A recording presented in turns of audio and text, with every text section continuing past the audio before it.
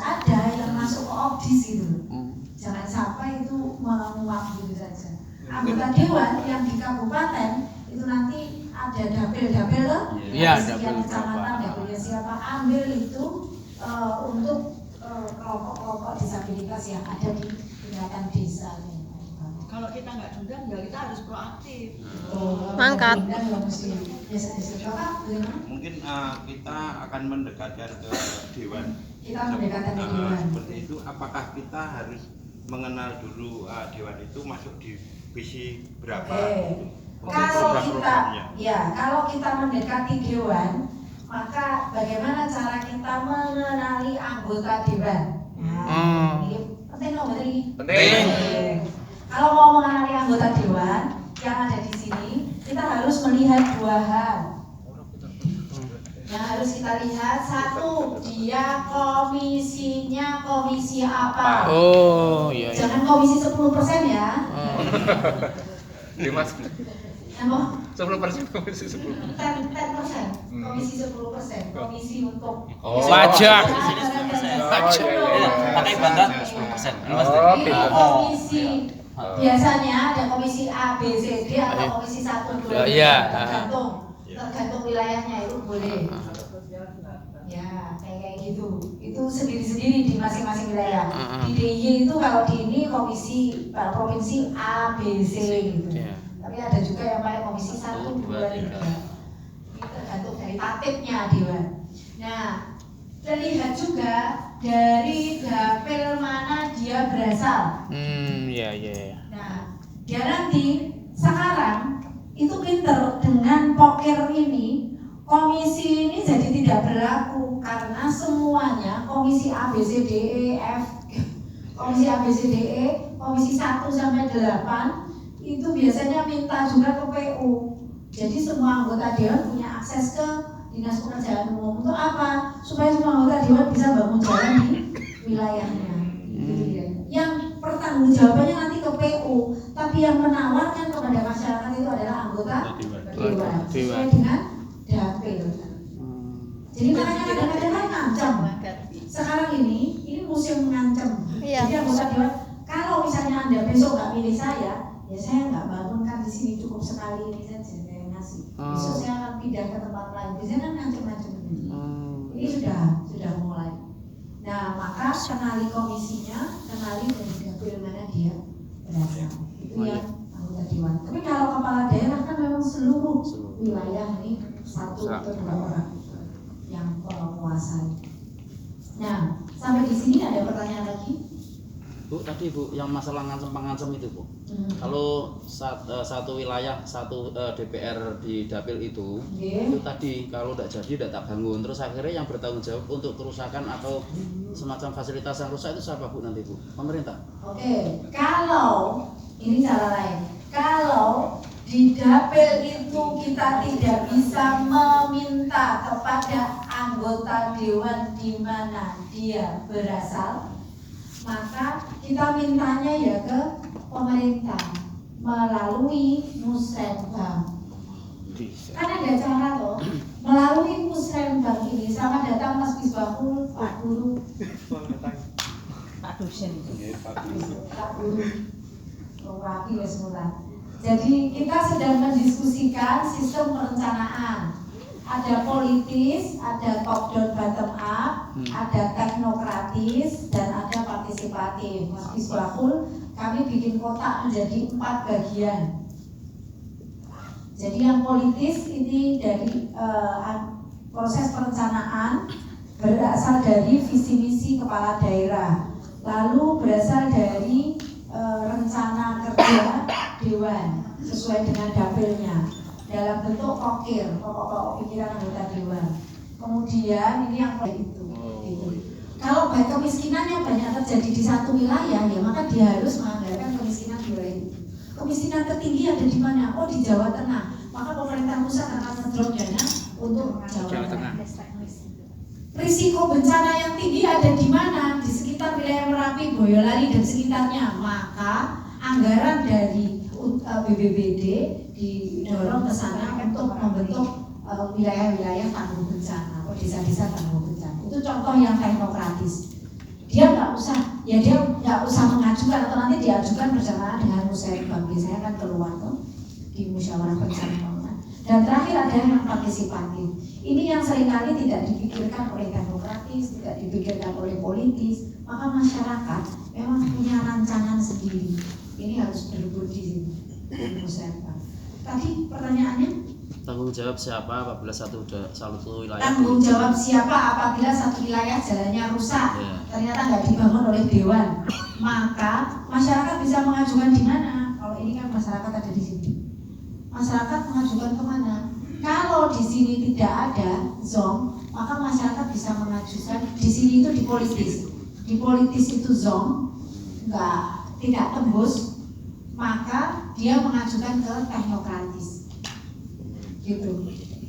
Jadi pemerintah itu nanti di sini sudah rusak berat gitu. Kemarin kalau tidak direncanakan, sudah direncanakan tapi nggak pernah masuk, selalu tersingkir.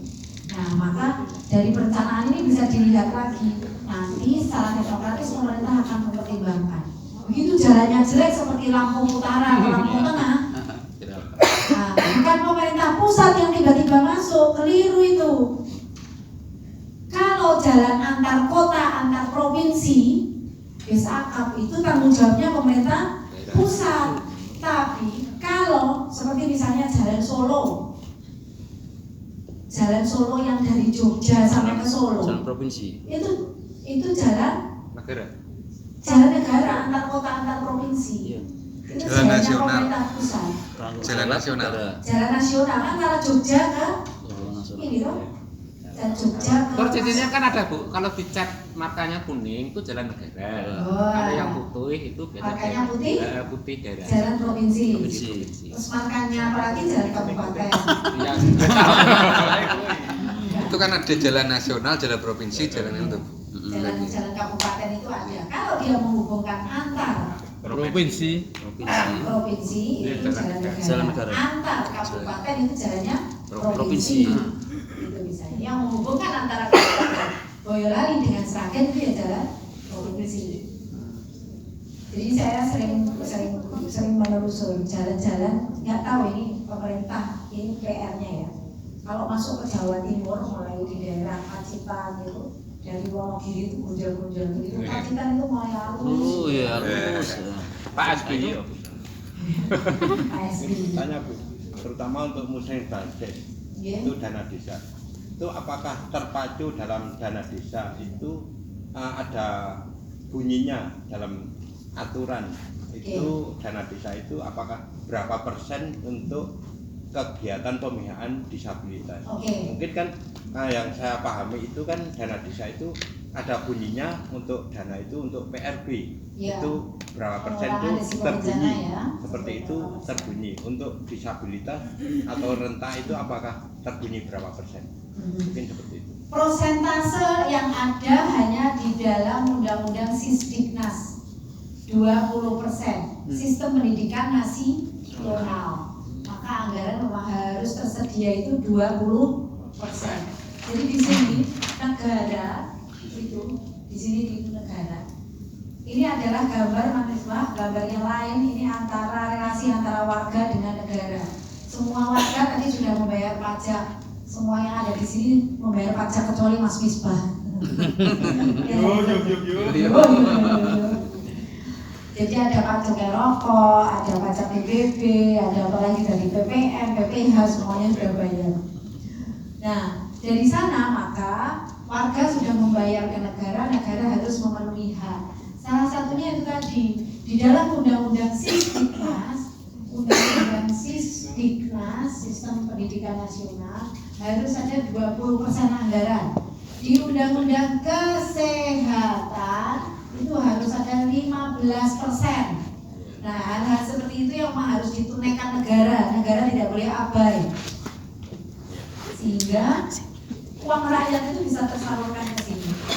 Dia tidak tersalurkan ke yang lain. Itu kira-kira. Nah, ada beberapa undang-undang yang memang sudah ada di sini. Contoh yang lain misalnya, cukai rokok harus masuk untuk kesehatan. Jadi antara pendapatan belanjanya itu sudah jelas. Itu namanya ada sistem yang namanya earmark, antara masuk dan keluar itu harus sama. Earmark itu menandai kupingnya dan dari kuping kiri dan kuping kanan harus sama. Kuping kiri itu untuk mendapatkan, kuping kanan itu untuk mengeluarkan. Jadi cukai rokok itu digunakan untuk dan cukai alkohol digunakan untuk kesehatan. Yang 15% itu untuk kesehatan kebanyakan diambil dari sana. Itu kira-kira gambarannya. Nah, saya balik lagi ke sini. Sampai di sini seluruh perencanaan sudah oke. Nah, nanti soal berapa untuk desa alokasinya, pendapatannya dari mana saja di struktur penganggaran nanti kita akan diskusikan tentang itu. Itu gitu. Untuk struktur perencanaan sudah. Untuk proses perencanaan, nah, teman-teman sekalian, dari sistem ini sesungguhnya sistem perencanaan yang ada ini dibuat seperti orang memasak. Memasak itu kira-kira nanti siang ada bakso nggak ya? Oh ya ada biasanya siang. Oh, ada ya? Ada ya? Oh nggak ada? Bakso Mas Laden kalau nggak di sini nanti kita nggak kelewat. Oh, cocok. Fasilitator saya bayarin kok. Terus loh. Sekali belanja kain bukan saya. Yang lewat berjo kain. Ini ibarat mangkok bakso. Oke, asik ya. Yang ini sih. Ini sih. Wis ngelewung, minum sih tau minum. Siap apa mboten jenengan? Siap. Poso. Mboten. Masani sapa to sing poso iki sing dijomblo-jomblo. Jenengan niku kok Masyaallah aku dipasani. terlalu tinggi. Poso. Nah, bakso yang ada di sini itu asam manisnya, manis kecut asinnya. Minumnya umroh ya mbak. Oh iya. Jajannya apa pengertian Mas Misbah? Lagi toh, kalau kode bulan beli. Mas Misbah, teko kowe iki ngene diukur. Ini sesuai, kalau sesuai dengan siapa yang memasak. Kalau yang memasak adalah warga, asinnya sesuai dengan selera si masak nomor. Pas. Iya. Kalau yang memasak pemerintah, maka rasanya ya rasa Pemerintah. Nek sing masak warga ya rasanya rasa warga. Sing masak dewan rasanya rasa Dewa. sing masak pemerintah pusat rasanya Ya pemerintah pusat. Maka ini duit, ini kan sebenarnya duit kita. untuk Iya. rakyat. Kalau kita nggak cawe-cawe untuk memasak bakso ini untuk jadi dokumen perencanaan, maka jangan salahkan kalau nggak ada rasa disabilitas di situ. Waduh. Lewat. Iya. Lewat. Wassalam, ngerti nggih? Ih. Ya salam. Mantap. Nah di situ ya kita inilah peluang kita untuk bisa masuk supaya bakso dalam proses perencanaan ini rasanya menjadi Rasa disabilitas. Rasa disabilitas. Maka inilah kalau bicara aktor, kok kurang semangat. Baksonya dibesarin ya? Oh, bakso nih. Bukan ini loh, mangkoknya bakso ini loh. Gambarnya kurang gede. Yang perencanaan penganggaran dalam 1 tahun kita akan ada penyusunan dan implementasi ini juga akan dilaksanakan dalam 1 tahun, perencanaan ini dalam 1 tahun, implementasi 1 tahun, dan nanti akan ada pertanggungjawaban. Yang satunya mbak, nah, oh betul yang tadi mbak, sorry, nah yang itu, nah coba ke bawah mbak, terus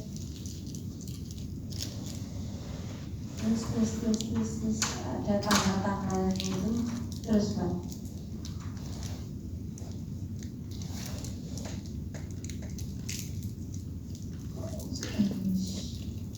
Nah itu tuh di bawah siklus, ke bawah lagi, klik bawah lagi, ini politis, partisipatif, terdebat, teknokratis, ya lanjut turun lagi. Nah ini teman-teman, Mungkin ya dikit Bu, belum boleh, menginjak ke ya selanjutnya. boleh, gimana? Mungkin itu kita akan mengajukan untuk pembiayaan difabel seperti itu.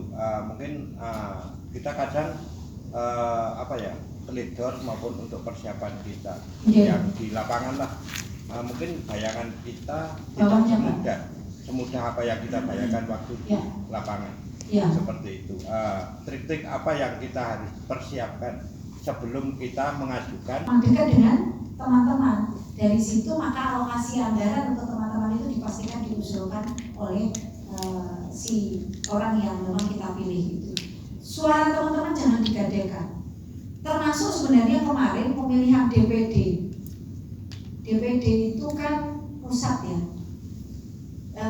Minimal KTP itu 2000. Teman-teman disabilitas, organisasi di dasar itu sebenarnya bisa mengusulkan satu orang saja. Di Jawa Tengah itu kan 20 ribuan disabilitas. Ya. Masuk KTP ini raiso dikumpul, kebutuhannya cuma 2000 untuk maju. Cocok itu. Bisa ditindaklanjuti, Bu. So 5 tahun lagi. Sekarang sudah, waktunya sudah tutup. Kemarin terakhir Desember. Bisa dibimbing kami, Bu.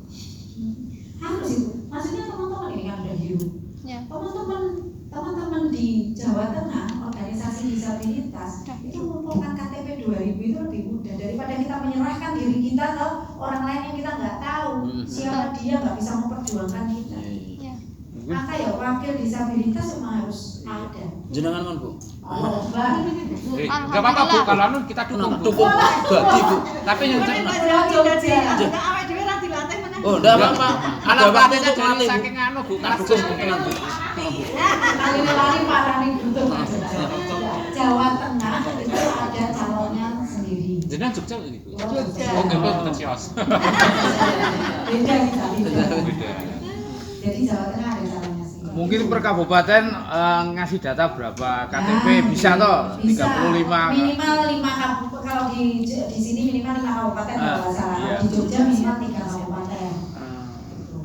Nah, dia terpilih 2000 KTP sudah, udah bisa maju.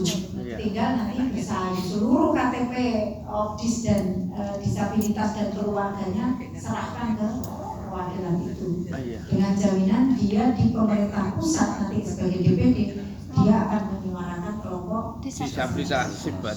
begitu. Jadi cara-cara begitu harus. Trik kedua, trik ketiga. Oh, ini mintanya trik ya, Pak. Iya. Kita langsung ke sana. Jadwal perencanaan penganggaran. Teman-teman, di sana ada tahapan. Mas Misbahul, di sana ada tahapan perencanaan, penyusunan, pengesahan, pelaksanaan, dan pertanggungjawaban. Masing-masing bukan bulan, tahun 2023, 2024, 2025. Kita lihat di tahun 2023. 2023 ini ada semua oleh ke sana ya. Ada 3 perencanaan, penyusunan dan pengesahan. Perencanaan dilakukan selama bulan 1 sampai 5 atau 6 biasanya. Jadi Januari, Februari, Maret, April, Mei, Juni biasanya sampai itu. Mei itu biasanya sudah ditarik, nggak boleh ada lagi, tetapi biasanya ada space waktu tambah 1 bulan sampai Juni. Nah dari situ kemudian penyusunan disusun itu karena bulan Mei gini mulai ini masih direncanakan boleh kalau ada usulan-usulan. Bulan Juni mulai disusun selama 5 bulan, Juni, Juli, Agustus, September, Oktober itu disusun. Baru persiapan pengesahan itu November, Desember. Jadi provinsi dan kabupaten itu siklusnya biasanya ini. Nah, di bulan ini juga, di tahun ini juga itu ada pelaksanaan. Ngerti nggih? Nanti di akhir tahun ini ada pertanggungjawaban untuk yang pelaksanaan 2022 yang kemarin. Nah itu contohnya. Bulan Januari, Februari, Maret itu ada pertanggungjawaban untuk yang tahun ini. Nah, bagi yang direncanakan di 2023 ini implementasinya ada di 2024. Pelaksanaannya itu ada di 2024. Nah, itu boleh direvisi apa enggak? Boleh.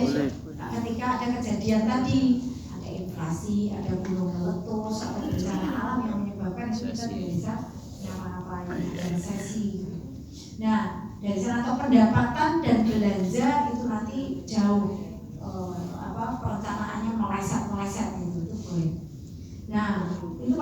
pelaksanaan di 2024 boleh di tengah-tengahnya ada revisi. Saat 3 bulan ya, 3 bulan sesudah diketok dan 3 bulan sebelum pertanggungjawaban revisi itu boleh dilakukan. Artinya 6 bulan itu masa revisi boleh dilakukan. Bagaimana kalau bencana terjadi di akhir?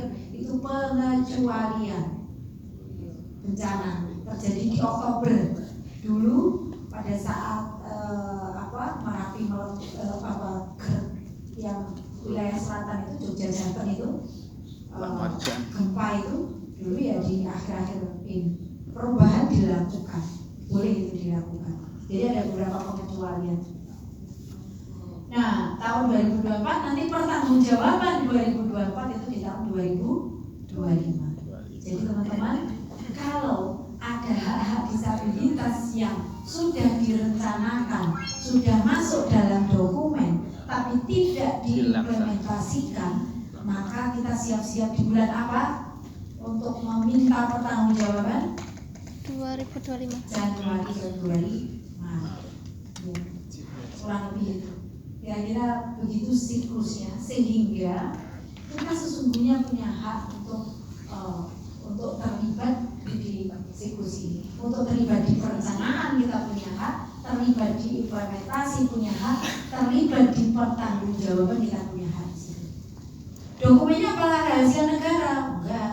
Undang-Undang 14 tentang keterbukaan informasi publik membolehkan dokumen-dokumen ini diakses oleh Masyarakat. Jadi ini bukan dokumen Negara. bukan rahasia negara. Yang rahasia hanya pembuatan mata uang. Gimana? Yang rahasia apa tentang pembuatan mata uang itu? Yang rahasia adalah salah satunya pembuatan mata uang. Salah satunya. Salah satu. Iya, ada beberapa rahasia, misalnya militer. Oh iya, militer. Iya, intelijen itu nggak boleh. Oh, iya. Jadi dokumen logistik militer itu nggak boleh. Kenapa? Karena dengan logistik militer diketahui oleh negara lain, jadi Kelemahan. iya tahu kelemahan negara itu. Maka ada beberapa. Kita tahu jumlahnya, tetapi yang sesungguhnya sebenarnya kita tidak tahu. Maka dana militer itu dana gelondongannya saja yang dibuat, tetapi yang detail itu tidak dilakukan. Dan tidak tahu untuk kapal selam berapa gitu. Karena beberapa korupsi militer ketika pada saat itu ICW, saya masih di ICW, kami menguak korupsi militer untuk logistik itu salah satunya di situ. Seolah-olah itu memang menjadi rahasia, tetapi ternyata di situlah korupsi bisa dilakukan. Atas Rahasia rawan korupsi. oh enggak duit terutama ke di ICW juga gitu. Bagaimana? Kan pernah di ICW juga. Saya tahun 2000 sampai 2003 akhir saya di sini. Panjangannya apa? Artis beliau. Tepuk tangan semua. Kalau yang buat kita bukan Patut DPD. Kepanjangannya bahasa Indonesianya apa, Bu? Kepanjangannya tadi apa, ICW? Indonesia Oh. Ini ngawasi Korupsi. Oh, pengawas korupsi. Masa-masa Andi Khalil, ya masa-masa itu dulu masih kejar-kejar sampai pendirian KPK. Oh, alhamdulillah. masanya. Nah itu kira-kira gambarannya ke sini teman-teman. Maka dari sanalah kemudian ini sebentar jam berapa? 12 kurang 2 menit, Bu. Kurang 2 menit. Oke. Nanti kita akan melihat bagaimana struktur, kita proses sudah bagaimana struktur anggaran, struktur perencanaan dan penganggaran setelah ini, dan di mana posisi RAD nanti akan kita lihat sama-sama. Begitu teman-teman? Iya. Ya. Pertanyaannya struktur anggaran mau kita lihat sampai ke struktur anggaran itu pendapatan dan